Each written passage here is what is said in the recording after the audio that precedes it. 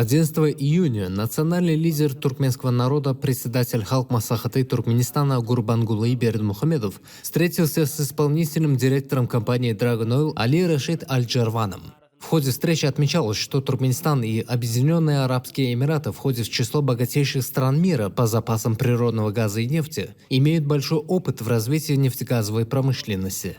Говоря о реализуемых в стране программах экономического развития, о проводимых реформах в промышленной сфере и наличии благоприятных условий для ведения бизнеса, герой Аркадак заявил о готовности к дальнейшему расширению продуктивного сотрудничества с компанией Dragon Oil.